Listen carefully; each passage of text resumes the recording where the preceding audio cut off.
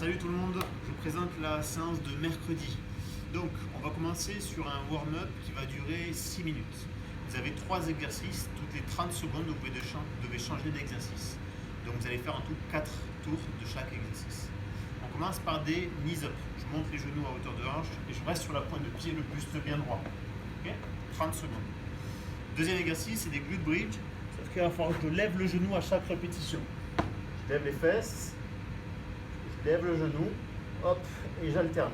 Je pousse bien dans le talon au sol. Okay, direct, j'alterne, jambe droite, jambe gauche. Troisième exercice, ça va être 10 air squats. Donc je mets les pieds un peu plus larges que le bassin, je pousse les fesses derrière et je remonte. Je verrouille bien mes genoux et mes hanches, je finis bien droit sur l'exercice. Et je fais un deuxième, un troisième et un quatrième tour et j'ai fini le warm-up. Derrière, on part sur 30 secondes de stretching à droite et à gauche sur un étirement du devant des cuisses. Donc je mets une jambe devant, je pose le genou derrière, je peux le poser ou pas. Je suis ici, une main en appui sur le sol, d'accord, la main qui est opposée à la jambe, et je vais venir ouvrir la cage thoracique. Ok, je reviens, j'ouvre, je peux aller chercher en dessous de l'autre bras pour avoir plus d'amplitude, et je pense bien contracter la fesse de la jambe qui est tendue derrière. J'ouvre bien la cage thoracique ici. Ok, le fait de contracter la fesse derrière, ça va bien étirer devant un peu plus. J'ouvre bien la cage thoracique pour bien faire travailler un petit peu la mobilité de la colonne vertébrale. Derrière, petit échauffement spécifique, on partira sur 2 tours, 30 secondes. Vous allez être sur une position basse de votre air squat. Donc je suis ici, position basse, et pendant 30 secondes, je reste en bas là. Je bouge un tout petit peu, je suis un tout petit peu dynamique pendant 30 secondes, mais je ne dépasse pas la parallèle. Dès que j'ai fait les 30 secondes, j'enchaîne avec 5 jumps. Ok, je fais 2 tours de cet échauffement spécifique. Dès que j'ai fait mon échauffement spécifique, on passe sur la partie renfort.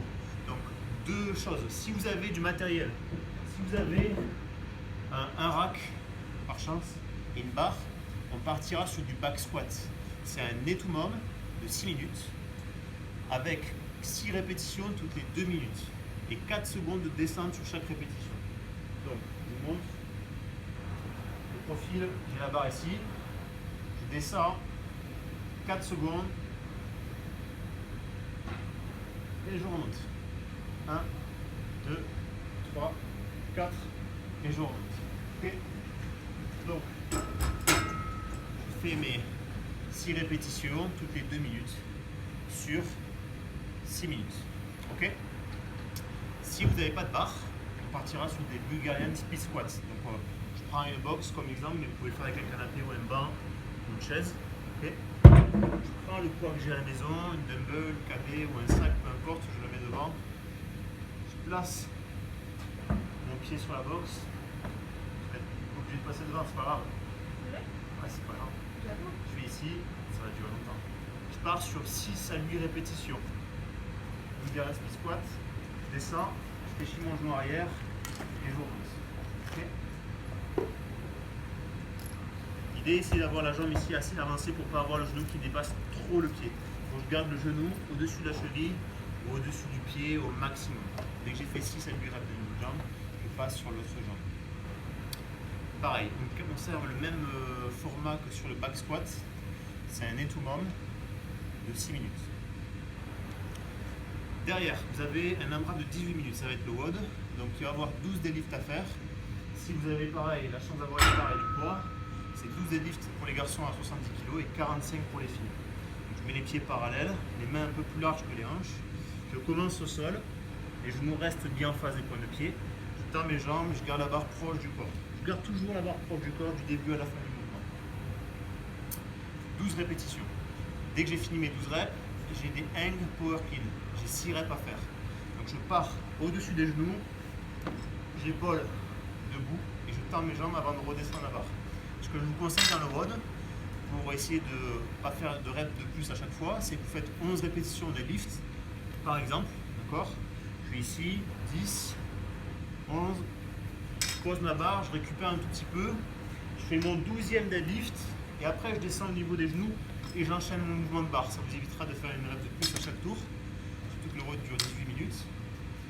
Dernier mouvement, ça va être des toast to bar. Donc, si j'ai une barre, si j'ai un rack, j'attrape ma barre, je ramène les deux pieds à la barre. Si j'ai pas de rack, on remplacera les 12 toast to bar par 12 V-up. Donc je pars ici, bras tendu, position au dos, je touche mes points de pied et je reviens en position de départ. Essayez autant sur les toast to bar ou sur les V-up, à chaque fois que vous ramenez les pieds proches des mains, de bien souffler pour faciliter le mouvement. Donc l'idée, AMRAP 18 minutes, 3 exercices, 12 deadlifts, 6 hang power clean, 12 toast to bar ou V-up. Si vous n'avez pas de barre pour les deadlifts et les hang power clean, vous pouvez le faire avec 2 dumbbells ou même une seule. Pareil avec les KB. Et au pire des cas, si vous n'avez pas de matériel, vous pouvez le faire avec un sac chargé, comme on a pu faire d'habitude. Exactement la même chose. Les pieds un peu plus écartés pour le sac. Après, pour les hang, je fais exactement la même chose qu'avec une barre.